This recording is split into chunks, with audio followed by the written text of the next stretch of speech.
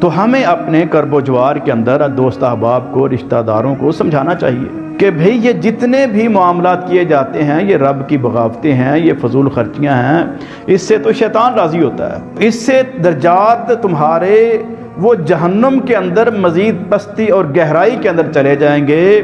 تو اس سے اپنے آپ کو بچاؤ۔ تم کس طرح سے پسند کر لیتے ہو کہ اپنے آپ کو جناب آگ کا وہ ایندھن بنا لو؟ تو جب اس انداز سے سمجھائیں گے تو نبی مکرم علیہ الصلاۃ والسلام کے عظیم صحابی سیدنا ابو برزہ اسلمی رضی اللہ تعالیٰ عنہ فرماتے ہیں کہ نبی مکرم علیہ الصلاۃ والسلام نے فرمایا کہ کوئی بندہ بھی قیامت والے دن اپنے قدموں کو ہلا نہیں سکے گا جب تک ان سوالوں کا جواب نہ دے لے۔ رب پوچھے گا ہاں بھی میں نے تمہیں زندگی دی تھی، کیسے بسر کی؟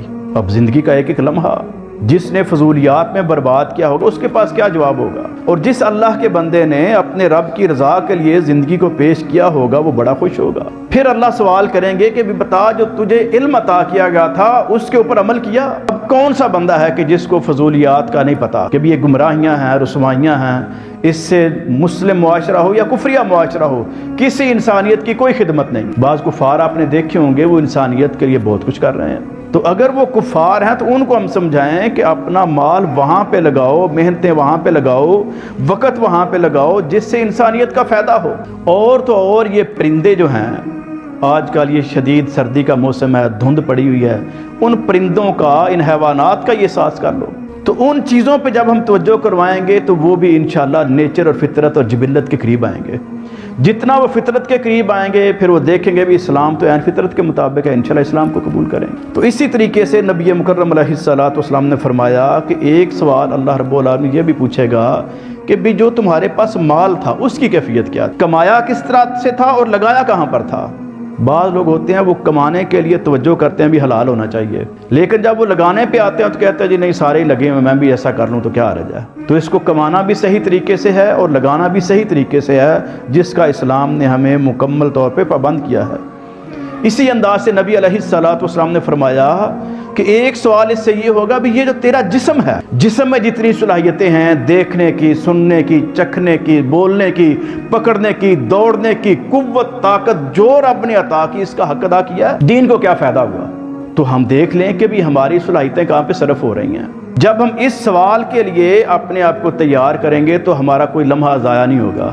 جو لمحہ ضائع ہونے سے بچ گیا یقین جانیے وہ ہماری درجات کی بلندی کا سبب ہوگا۔ اسی انداز سے پیارے پیغمبر علیہ الصلاۃ والسلام نے وقت کی پابندی کے بارے میں اتنی کمال کی تربیت فرما دی کہ کوئی انسان اتنا سوچ نہیں سکتا۔ فرمایا لوگو اگر تمہیں معلوم ہو جائے کہ قیامت آ گئی، اب قیامت آ گئی تو ہر کسی کو نفسا نفسی کی کیفیت ہوگی نا۔ فرمایا تمہارے ہاتھوں میں کوئی کھجور کا چھوٹا سا پودا ہو، اگر کسی کو یہ یقین ہو کہ بھئی حساب شروع ہونے سے پہلے پہلے میں یہ پودا لگا لوں گا تو وہ پودا لگا لے۔ اچھا بندہ سوچتا ہے جب قیامت جو آ گئی، یہ نہیں اس کی موت آ گئی، موت کا تذکرہ نہیں، پوری قیامت، اوورآل دنیا کے خاتمے کا معاملہ، کہ جب دنیا نے ختم ہو جانا تو پودا لگانے کا مقصد کیا ہے؟ یہ پودا لگائیں گے، بڑا عرصہ لگے گا، یہ تناور ہوگا، پھر کہیں پہ پھل لگے گا، تو پھل کس نے کھانا ہے؟ انسانیت کا تو خاتمہ ہونے والا ہے۔ نبی علیہ الصلاۃ والسلام نے وہ آخری سیکنڈ بھی ضائع نہیں ہونے دیا، اتنی تربیت کی اپنی امت کی کہ بھئی اپنی ایسی کمال کی مینجمنٹ کرنی ہے، اپنے وقت کا ایسا شاندار استعمال کرنا ہے، ان لمحات کو اتنا قیمتی بنانا ہے کہ تم جس حالت کے اندر بھی ہو، اب اس سے بڑی مصیبت تو کوئی نہیں ہو سکتی نا، اس سے بڑی کوئی آزمائش ہو نہیں سکتی کہ قیامت آ جائے۔ اس مرحلے پر بھی فرمایا کہ اگر تمہارے لیے ممکن ہے، اگر تمہاری استطاعت ہے کہ وہ پودا تم لگا دو تو تمہیں لگانا چاہیے۔ اس سے کیا ہے کہ انسانیت کی خدمت ہے۔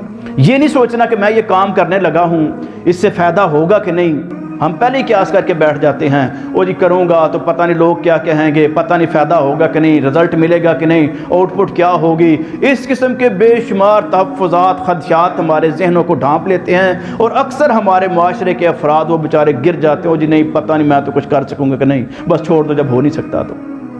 بڑے بڑے باصلاحیت وہ برباد ہو جاتے ہیں، حالانکہ وہ کرنے پہ آ جائے تو بہت کچھ کر جاتے ہیں۔ نبی رحمت علیہ الصلوۃ والسلام نے اس مشکل ترین مرحلے کی مثال دے کے بیان فرما دیا کہ اگر قیامت آ چکی ہو، اس کو صرف اتنی سی مہلت ملتی ہو کہ میرے حساب سے پہلے میں یہ پودا لگا لوں گا، تو اس کو وہ لگا دینا چاہیے۔ اس کو ذہن نہیں بنانا چاہیے ابھی آؤٹ پٹ کیا ہے، رزلٹ کیا ہے، مقصد کیا ہے، یہ کب جوان ہوگا، کب پھلے بڑھے گا، کب پھل دے گا۔ نہیں، اس کا کام جو ہے وہ یہ کر گزرے، باقی جو اللہ کو منظور ہے وہ ہو جائے گا۔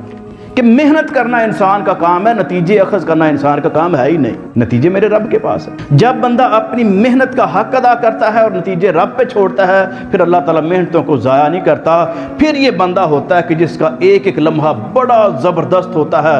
اگر یہ خاموش بیٹھا ہوتا ہے تو خاموش نہیں، اس کی زبان رب کا ذکر کر رہی ہوتی ہے۔ اگر یہ محنت کرتا ہے تو اسلام کے غلبے کے لیے کرتا ہے، اگر یہ چلتا ہے تو اسلام کے دفاع کے لیے چلتا ہے، اگر یہ کوشش و کاوش کرتا ہے تو اسلام کی ترویج کے لیے کرتا ہے۔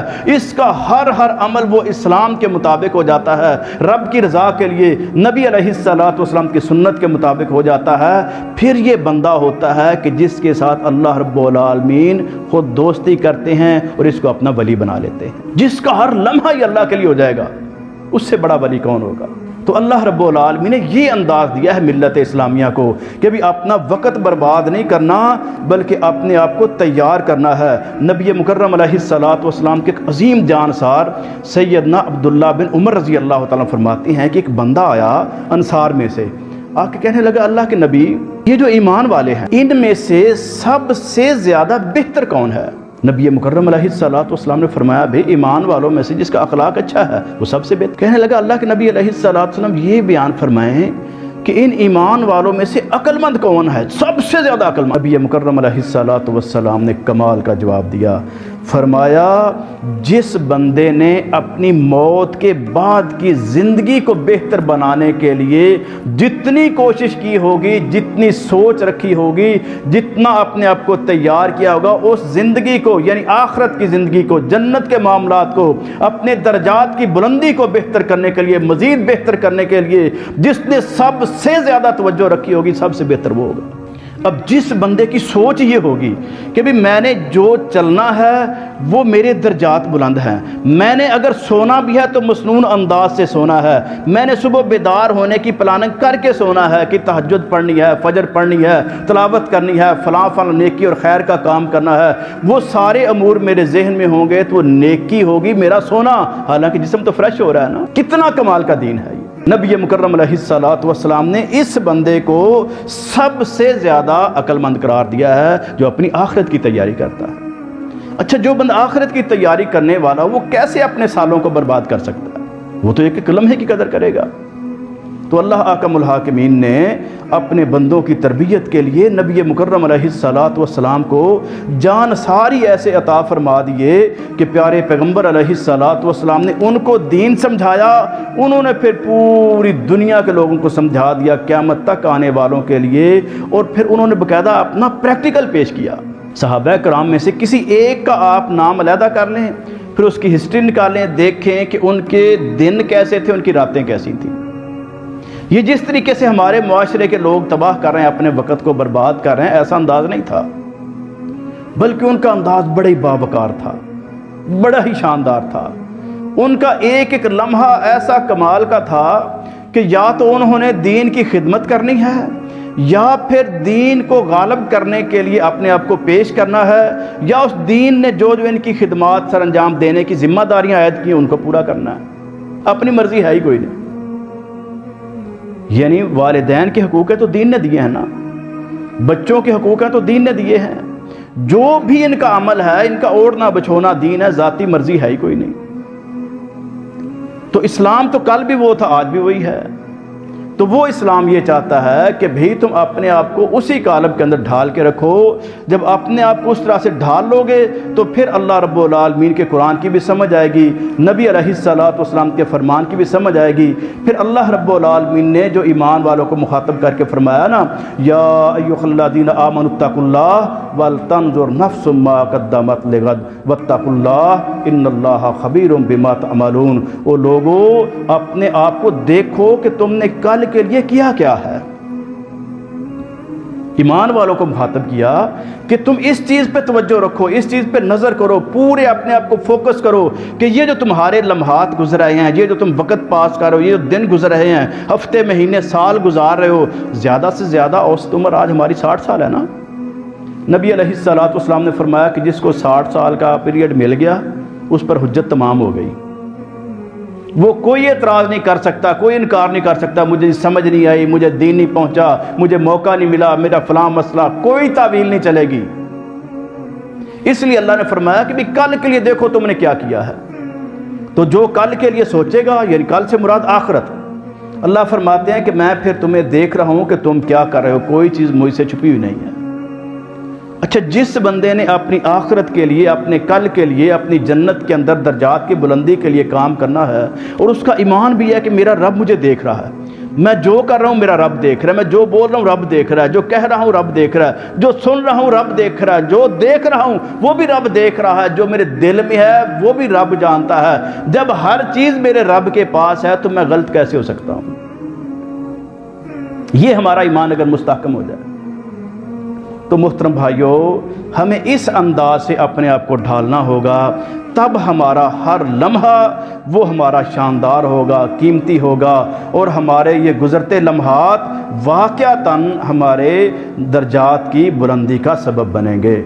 پھر ہمیں افسوس نہیں ہوگا کہ بھی سال گزر گیا، اور وہ سوچ بھی نہیں ہوگی کہ جی 1 سال میری عمر اور زیادہ ہو گئی۔ بھئی عمر زیادہ نہیں ہوئی، بالفرض 60 سال عمر ہے، اس میں سے کسی کے 10 مائنس ہو گیا، کسی کے 20، کسی کے 30، 40، 50، باقی کم ہی ہونے ہیں نا۔ آپ کے پاس بالفرض 60 گفٹ پیک پڑے ہوئے ہیں، کوئی مہمان آیا آپ نے اس کو دے دیے 2 4، پھر آیا، اس طرح تقسیم کرتے گئے۔ وہ جتنے آپ نے تقسیم کرتے جانا ہے، باقی تعداد تو تھوڑی ہونی ہے نا، بڑھنی تو نہیں ہے۔ تو ہر گزرتے سال کے ساتھ زندگی کم ہو رہی ہے، زیادہ نہیں ہو رہی۔ جتنی زندگی کم ہو رہی ہے اتنا ہم آخرت کے قریب جا رہے ہیں۔ اب آخرت کے اندر اور کیا چیز ہے؟ صرف 2 چیزیں ہیں، یا جنت ہے یا جہنم ہے۔ اگر ہمارے لمحات دین کے تابع ہوں گے تو ہم ہر قدم اٹھنے پہ اپنی جنت کے قریب جا رہے ہیں، اور جنت ہمارے قریب آ رہی ہے۔ اور اگر ہمارے لمحات برباد ہو رہے ہیں، لمحات تو کیا، یہاں پر تو دن، ہفتے، مہینے، سال ضائع ہو جاتے ہیں، تو پھر یقین جانیے جہنم بھڑک رہی ہے اور منتظر ہے کہ کب یہ میرے پاس آئے اور میں اس کو بتاؤں کہ رب کی بغاوت انہیں کیسے کی تھی۔ اللہ تعالیٰ ہمیں محفوظ فرمائے، اور اللہ تعالیٰ ہمیں اپنے لمحات کو قیمتی بنانے کی توفیق عطا فرمائے، تاکہ ہم ان گزرتے لمحات سے اپنے درجات کی بلندی کر سکیں، جنت میں اعلیٰ مقام حاصل کر سکیں، نبی علیہ السلام کی شفاعت حاصل کر سکیں، اپنے رب کی رضا حاصل کر سکیں، دنیا کے اندر رہتے ہوئے رب کے دین کے غلبے کے لیے اپنے آپ کو پیش کر سکیں۔ اللہ ہمیں اس کا شعور بھی دے دے، اس کی توفیق بھی دے دے، اس کے مواقع بھی عطا کر دے، اور ہر قسم کی مشکلات سے محفوظ کر کے ہمارے لیے آسانیاں پیدا فرما دے۔ وآخر دعوانا الحمدللہ رب